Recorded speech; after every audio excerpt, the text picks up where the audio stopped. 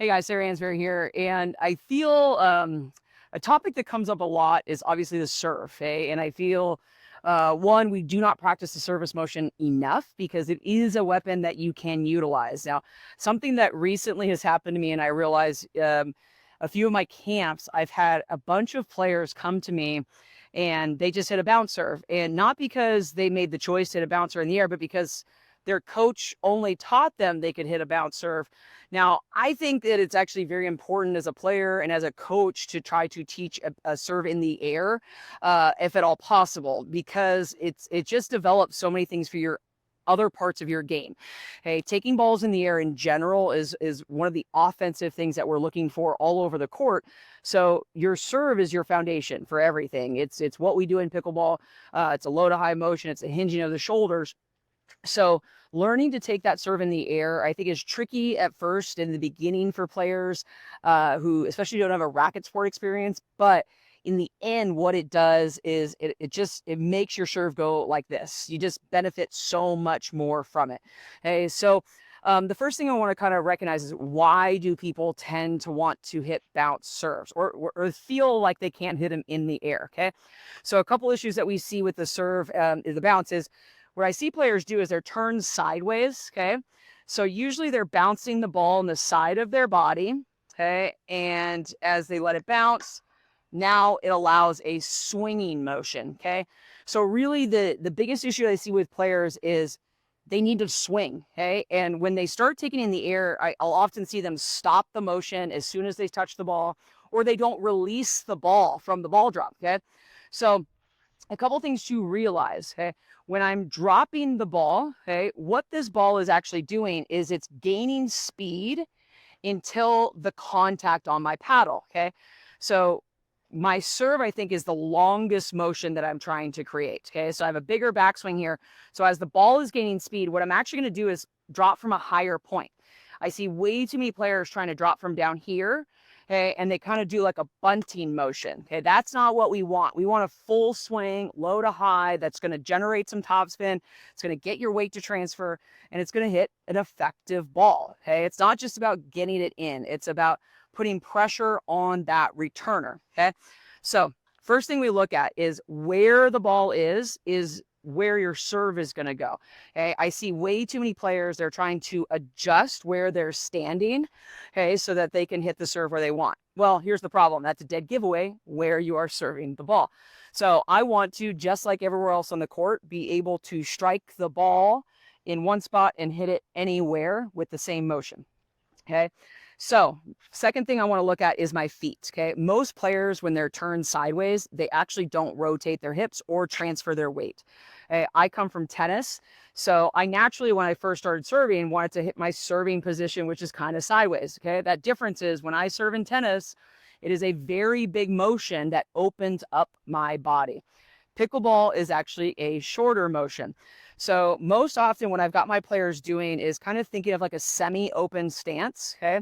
So that front toe is kind of already forward, so their hips are going to turn every time we strike that ball, okay? Now, what I'm looking at from my back foot is, I hate to say this, but you basically think like you're trying to, cigarette butt's all I can think about, but it's something that's kind of lit and you're trying to put out. It's just like, I hate using that, but that's the reality. This is kind of what I'm thinking. I'm trying to put out a little, like an ignition right there. I'm kind of pressing into the ground. Hey, what I see a lot of people do is they want to make this big rocking motion. It works sometimes, but not all the time. So what I'm doing is kind of thinking pressing into my power point, which is the ground there. So when I'm releasing, I'm going to push from the back to the front, okay? So what is going to be the guarantee, what I'm looking for when someone has transferred their weight, is that back heel. So this thing, why this is pushing in, is because when I release, I want my back heel to pop up towards that fence. Okay. So now my hips are pointing towards the target. So I see a lot of players, they're like, well, don't you just need to point your front toe where it needs to go? No, that's the reality. That is not the one thing that controls the ball. That controls where your hips finish. But that release, that contact point, that is really what's going to be the big one.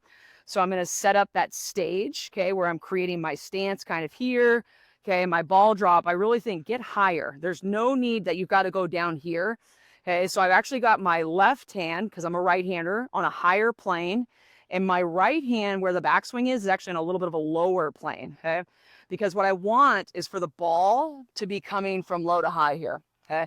Now, other thing that I look at a lot, on average, you know, we do say a continental grip, okay? But moving that grip over just a little bit, kind of slightly towards an Eastern, is going to actually help generate a little bit easier of a low to high motion with topspin on it.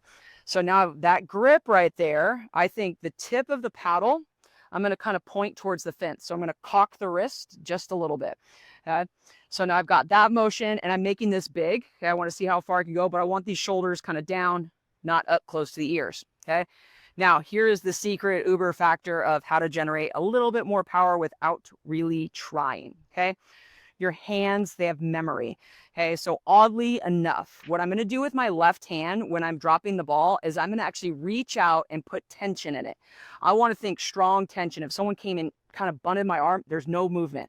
I want that to be holding all that. So when I release it, that's actually going to relax the right arm, and it's going to accelerate the paddle as I swing. Okay, so let's take a look at the breakdown real quick. So I'm really reaching out. I'm almost getting exaggerated with it. Okay, so I'm not a lot of foot motion. They're stable. Okay, my head is forward. It is not down. And I'm going to release and swing. See, there's a slight lag. Drop, maybe like a half second, then swing.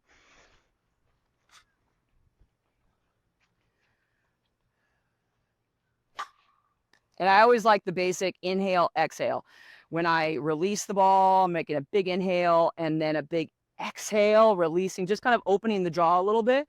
Okay, because people, guess what? We hold our breath when we're trying to focus on something. You do not want to hold your breath. Okay, this is why we grunt. I hate to say it because a lot of people are annoyed at grunting, but here's the reality. When we're grunting, what you're doing is you're releasing air. Releasing of the air is the most natural way to relax your body. Okay. So as I'm setting this up, okay, now that difference, if I just want a nice line drive serve, okay, I'm just going to go straight out in front and accelerating, and I want those shoulders to rotate.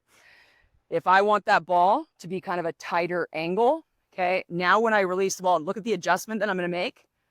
I'm going to go slightly over here to my left, because now when the contact of the paddle, look where it's angled, okay?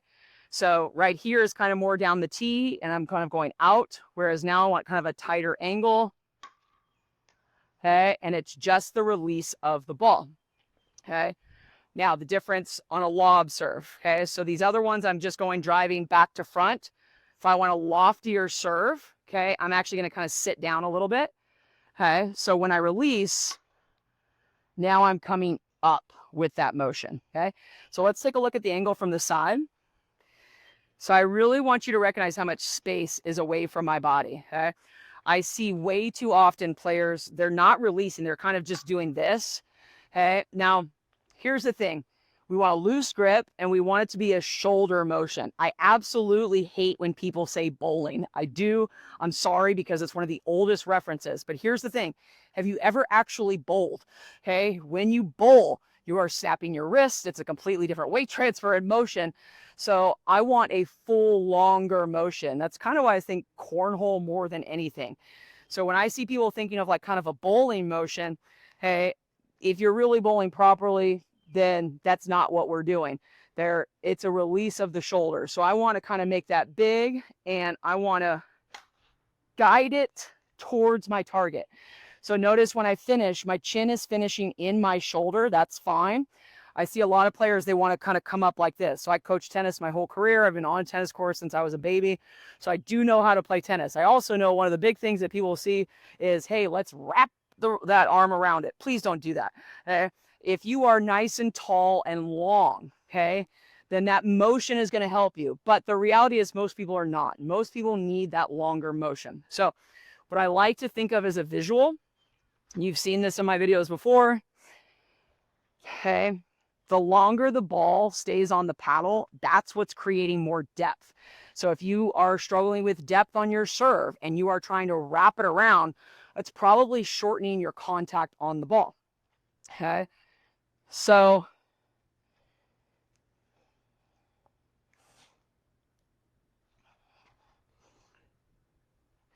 I like to think of this as the path of my paddle, okay?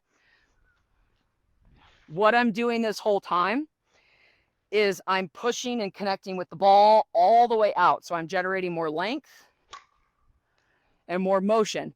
Now I'm going to hit the same thing, but I'm going to try to wrap my shoulders around. This is what we see people doing.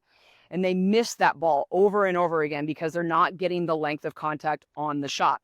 So as something I do as kind of a training, my coach does this to me. And I absolutely hate it, but I'll do it because he's the boss and he's the coach. So I will start this motion, okay? And then I freeze. Now what I'm doing is seeing how much can my shoulders rotate into that? Like how much is my right arm reaching? How much am I extending? So I'm actually feeling that rotation of my shoulders. Okay?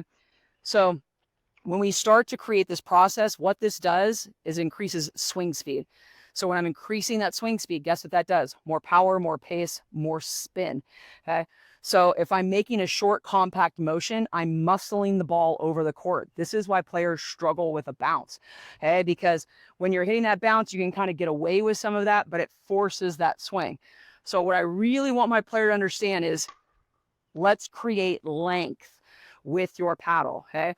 I am particularly not very tall, so that length is extremely important for me to being consistent with my power and my placement. So using this as a guide is very simple, okay? It's thinking, where is the paddle going? If my paddle is over here, then there's a good chance that ball maybe went short or into the net.